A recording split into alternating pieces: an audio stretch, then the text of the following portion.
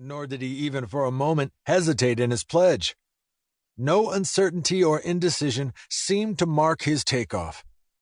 In a streak across the skies, he was off from Chicago to Rhode Island to confer with President Eisenhower at Newport, back across the Midwest to a brief touchdown in Nevada, his wife's birth state, another brief touchdown in Southern California, his own birth state, a fling across the ocean to Hawaii, the newest state, a return across the Pacific via Seattle, and then back to the nation's capital.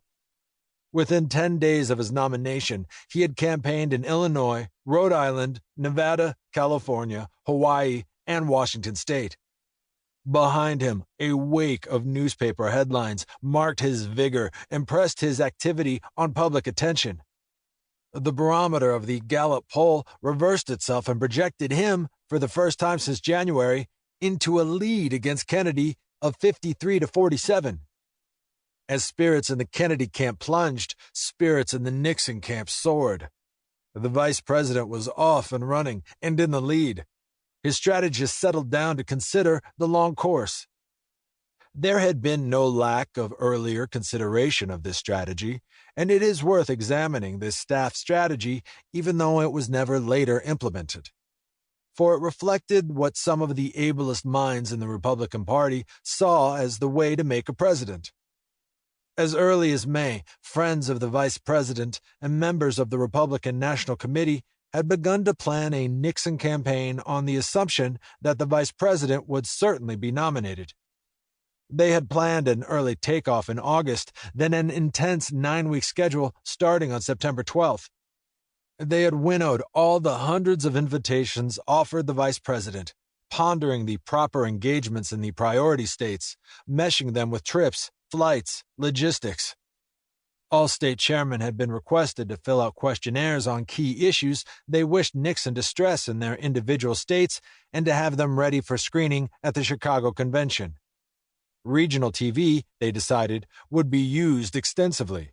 The suburbs would be hit hard. Scheduling would be buttoned down before September 12th, both for travel and for TV, with only the last 2 weeks left flexibly open.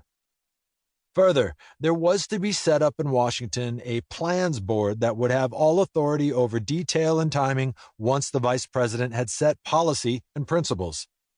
The vice president would make no commitments independently of his plans board, and he agreed to meet with them once a week. On the plans board would sit the campaign chairman, Leonard W. Hall, the campaign director, Robert Finch, the planning director, James Bassett, the national chairman, Thurston B. Morton, the National Committee's veteran publicity director, L. Richard Guylay, the director of TV operations, Carol Newton, and a liaison man from Eisenhower's White House staff, Robert Merriam.